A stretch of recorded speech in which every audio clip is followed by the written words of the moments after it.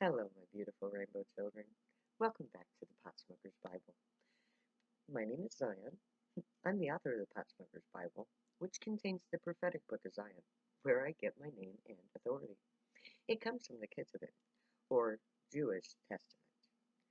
However, I use the Christian King James Version of the Holy Bible to put together the prophecy of Israel from the scattered testimony of the various prophets of the Old Testament. I, of course, started out as a Christian, and the King James is my family's Bible. Anyway, when I put together the prophecy of Israel, it became the Book of Zion, and it contained within it a set of instructions that I was uniquely qualified to undertake. So I did. And as the last thing on my to-do list to become the Zion of the Most High God of Israel, I am required to publish peace without money. And so I am publishing both of my unpublished manuscripts, the Potsmoker's Bible and the Book of Zion, here on YouTube and social media, free of charge, no commercial interruptions, no money involved. And in order to do that, I'm reading to you from the manuscripts that I have written. And today I'm reading to you from the 27th chapter of the book of the Potsmoker's Bible, which contains the 24th and final chapter of the Book of Zion.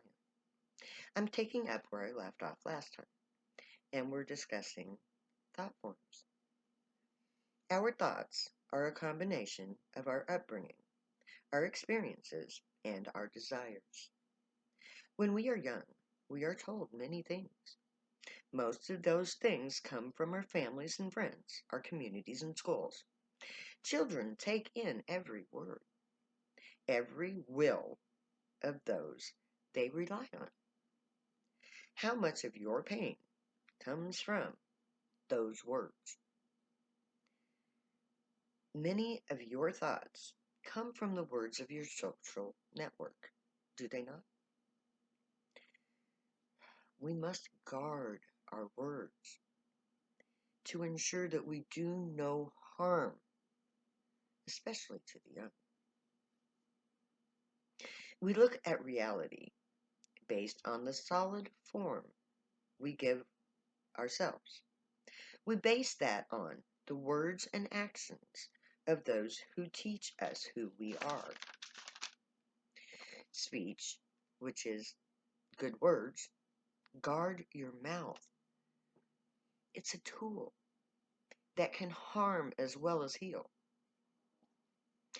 We are taught that we are blank. Then we don't know to be anything else. Words are dangerous and deadly, or nurturing and giving. Each word matters. Each thought matters. Our minds, especially young minds, echo what is within. Thoughts bounce around. They also battle for solidity. And here again, numbers matter.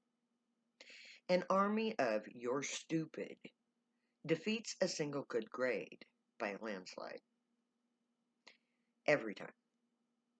New thoughts are formed based on the solid thought forms already ingrained in the matrix of the mind. Every thought is based on believed thought forms. That army of "you're stupid," for instance.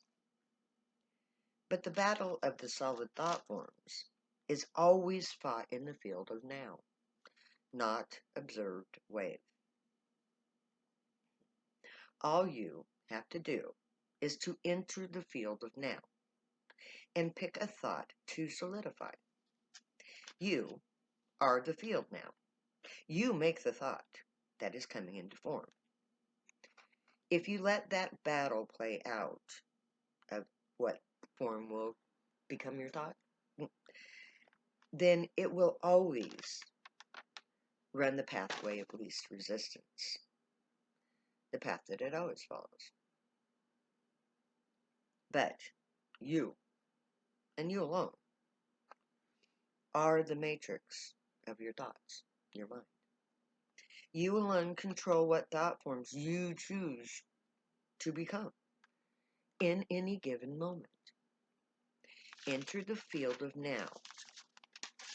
You get to choose your next thought. Let it be your thought, not someone else's. Be who you alone decide to become. Decide your next thought. Create it in your mind in a finite form. I am good. Make that you. One thought at a time. Today. Now. I am blank. Make that single thought form your personal mantra. Chant it, say it, feel it, believe it, know it, to become it. I am good. I am good. I am good. I am good. Yeah, I am good. Because I choose to be good. You must retrain your mind to become your version of you. A thought is, in a sense, a decision. By thinking a thing, you allow it to be real within you. If a thought hurts you or leads you astray, then it's your job to rethink it. You must control your next thought. Take control of your own narrative. You tell yourself your story with every thought you think. You must be the storyteller, not the story. When we control our thoughts, we control our reality to a point. We can decide who we are going to become. If we hate ourselves, we must change what we hate about ourselves. One thought, one reason at a time. With each thought, we are given an opportunity to determine what comes next. We are in charge. There is no but here. So be in charge of the only thing that we alone control. If we choose our next thought, we control our mind. If your next thought is negative, reverse it. Just think the opposite. You change from one thought to the next. You can control the next thought. It's yours to decide. If you don't like the thought, change it. It's your thought. You decide if it's what you want or believe or project. Our thought forms patterns. Patterns become habits. Habits become real. But change the thought compelling the habit, and the thought form breaks down. Then the matrix of your reality complies. You allow the current patterns and habits to become solid, but they are always just thought forms. Thought forms are subjects to your will. They exist in the field of now, as do all things. You are the nexus of that field of your reality. So you, by force of will, can alter or destroy a thought form by reversing, rejecting, or changing it in your next thought. You are always at the point of now, not observed wave. Control it. Decide it. Repeat it until it's real. That is how I stopped smoking cigarettes without a single withdrawal symptom. I just told myself every time I thought it, as I smoked a pack after pack, I don't like cigarettes anymore. I don't want to smoke cigarettes. I want to smoke pot. By the time I got to prison, I no longer had a habit of smoking. I didn't need the cigarettes. I just thought to need, thought that need that I had been addicted to for 40 years away. I didn't crave a cigarette. I still don't. And all I did was change my thought patterns about cigarettes. Instead of thinking, I need a cigarette, I thought, I don't need this cigarette. I still smoked it out of habit, but my desire was gone. I decided not to need it. Then I kept deciding it, cigarette after cigarette, until there were no more cigarettes to trigger the thought form of smoking. Poof, gone. I didn't even really try. I didn't have to. I had already destroyed the thought form the habit was attached to in my reality. Poof, gone. The mind is a powerful tool. Thoughts are projections that determine both emotion and action. But thoughts are unfettered, seemingly random. Our minds are untrained, subject to unwanted wanderings, unless we learn to control it.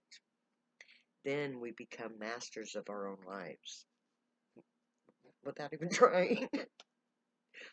Our ways of thinking form early. We think what we are taught to think. If our adult population is careless in its words and deeds to the young, then the thoughts we teach our children create thought patterns that cause problems and create adults that suffer silently as their thoughts literally cause them harm. If you tell a child they are stupid, then they will believe that they are stupid because that's what their thoughts are.